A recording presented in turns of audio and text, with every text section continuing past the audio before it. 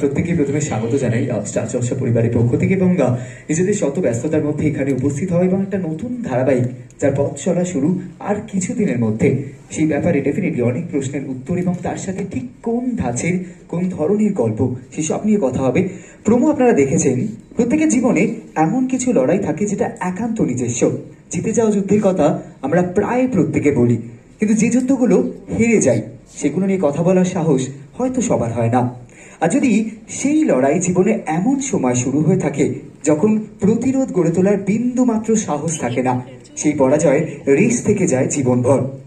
জীবন নিজের মতো এগিয়ে চললেও এই কথাগুলো মনের এক প্রান্তে থেকে যায়।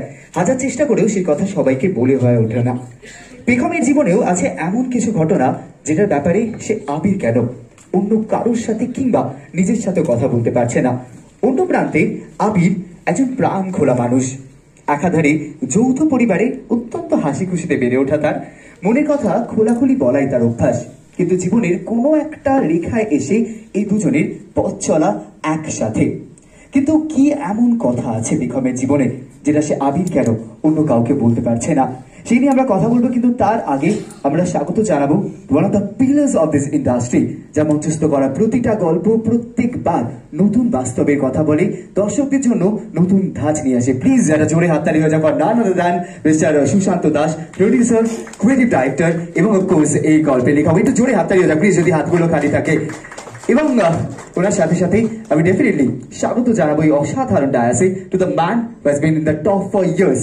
প্রত্যেকটা চরিত্রকে নতুন ভাবে ফুটিয়ে তোলা এবং তাকে একেবারে দর্শকদের মনে জায়গা করে দেওয়ায় ওনার কোন রকম জুড়ি নেই। প্লিজ ওয়েলকাম আবির চরিত্রকে ফুটিয়ে তোলার জন্য রিজওয়ান রব্বানী শেখ। প্লিজ যারা জোরে হাততালি হয়ে যাক সারিদার জন্য।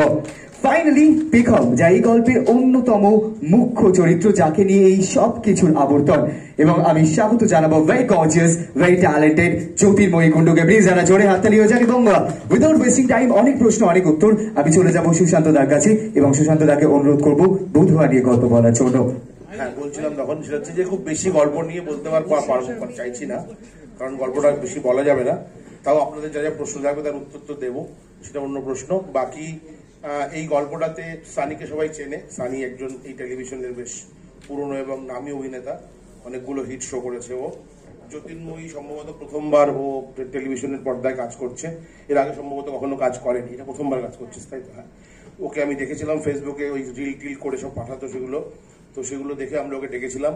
সেখান থেকে আমার মনে হয়েছিল যে পেখমের চরিত্রটা এই মেয়েটি একদম সুটেবল হবে, তাই জন্য ওকে আমরা এটাতে লুকসেট করেছিলাম। যদি ওকে ওটা ভরসা করতে পারিনি যে আদৌ হবে কিনা, আমার মনে হয়েছিল যে হতে পারে ওকে দিয়ে।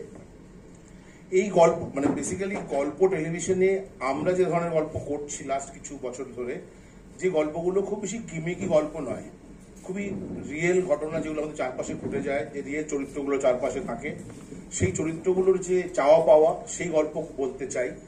প্রচন্ডভাবেই যে অবাস্তব, খুবই যেটা ঘটছে না তেমন গল্প বলতে চাই না।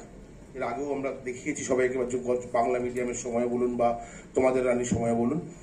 বধুয়ার গল্পে সবচেয়ে বড় আলাদা বা চমকটা হচ্ছে যে নর্মালি আমরা ডেলি সোপে দেখে থাকি যে একটা মেয়ে, যে মেয়েটা সর্বংসহা হয়, একটা মেয়ে যে লড়াই করে, একটা মেয়ে যে সবাইকে একসাথে নিয়ে চলে, জয়েন্ট ফ্যামিলিকে একসাথে নিয়ে চলে, সম্পর্কগুলোকে ঠিক করে দেয়, এমন মেয়ের গল্পই 99% বলা হয়ে থাকে। বধুয়া ঠিক তার উল্টো গল্প। বধুয়ার গল্পে আমরা আজকের সময় দাঁড়িয়ে এটাই ধরতে চেয়েছি। দেখবেন আজকালকার সময়ে ইয়াং মেয়েদেরকে নিয়ে নর্মালি বলা হয়ে থাকে যে আজকালকার মেয়েরা সবাইকে নিয়ে চলতে পারে না, সবাইকে নিয়ে তারা একসাথে খেতে পারবে না। আজকালকার মেয়েরা খুব নিউক্লিয়ার পরিবেশে, নিউক্লিয়ার জায়গা থেকেই বড় হয় এবং তারা নিউক্লিয়ার ব্যবস্থার মধ্যেই ঠিক থাকে। আজকালকার মেয়েরা কিন্তু মূলত যাকে বাংলায় পাতি বাংলায় বলা হয় ঘর ভাঙানি, যারা সিনিয়র শাশুড়ি গোত্রের মানুষ, তাদের হয়তো আজকালকার মেয়েদের নিয়ে মনে হতে পারে যে আমার এত সুন্দর সংসারটা, একটা মেয়ে আসবে তারপর সে 5টা জিনিস করবে, করলে সংসারটা ভেঙে যাবে। তো একটা ঘর ভাঙানি মেয়ের গল্প বেসিক্যালি বধুয়া। বেসিক ধারণা বা সাধারণ ধারণায় যেমন ঘর ভাঙানি বলি আমরা, সেই মেয়েটা হচ্ছে এই পেখম।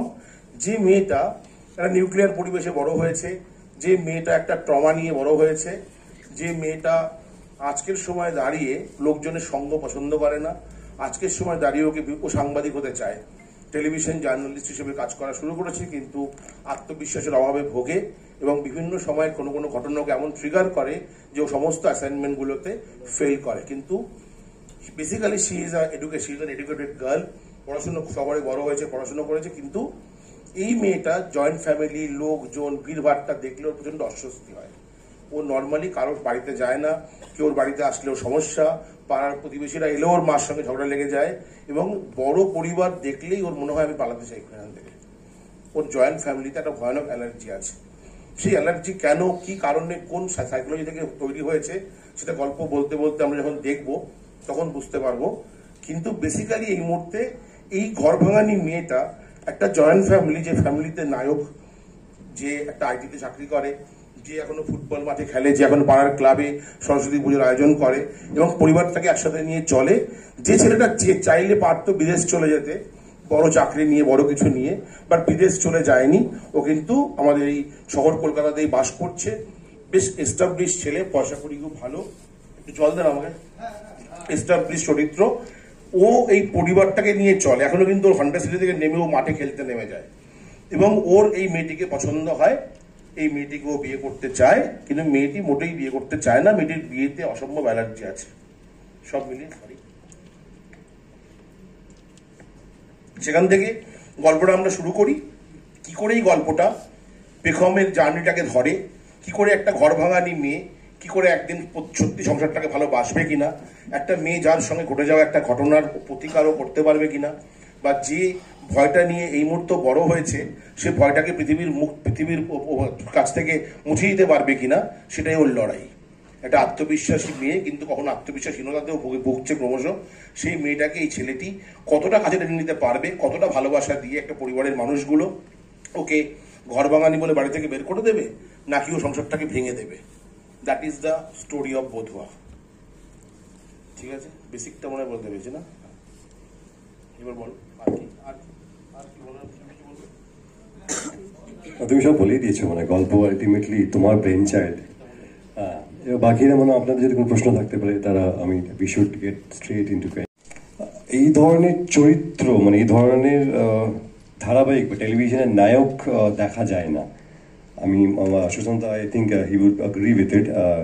এই ধরনের কেউ ভাবে না, আর টেলিভিশন এই ধরনের নায়ক হতে পারে, এই ধরনের গল্প ভাবা যেতে পারে, যে ড্রাইভিং ফোর্স, যেটা বললে একদম উল্টো, যেটা মেয়েদেরকে দেখি করতে আমরা, সেটাই ছেলেটা করবে। জয়েন্ট ফ্যামিলি থাকা, জয়েন্ট ফ্যামিলি ছাড়া কিছু বোঝে না, মানে সে দাদু হোক, সে ভাই হোক, বোন হোক, প্রত্যেকের প্রবলেম জানে, প্রত্যেকের প্রবলেমের সলিউশন। ইনফ্যাক্ট পাড়ায় মানে সেখানেও কেউ কোনো সমস্যা থাকলে তাদের আবির চাই, আবির পাশে আছে। তো সেই ধরনের একটা ক্যারেক্টার, মানে আমি আই এম লাভিং ইট। মানে এই ধরনের চরিত্রে পাওয়া 14 ঘন্টা বা 16 ঘন্টা যতক্ষণ আমার সারাক্ষণ একটা চরিত্র প্লে করতে দিনের পর দিন, কোথাও we start living that character. ছবি ক্ষেত্রে, ওয়েব সিরিজের ক্ষেত্রে short duration, television meets a long format.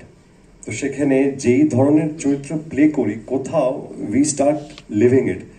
তো সেখানে আমি চেয়েছিলাম যে এই ধরনের চরিত্র প্লে করবো, যাতে সারাক্ষণ আমি হাসি খুশি থাকতে পারি, মজায় থাকতে পারি, সবার সাথে ভালো, মানে সারাক্ষণ হেসে থাকতে পারি।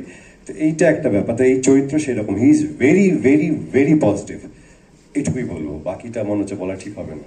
Thank you so much. আমরা একটু জ্যোতির্ময়ীর কাছে আছি। জ্যোতির্ময়ীর কাছে আজ থেকে নতুন পরিচিত বেগম হিসাবে যদি চরিত্রটাকে নিয়ে একটু প্লিজ সবাইকে বলো।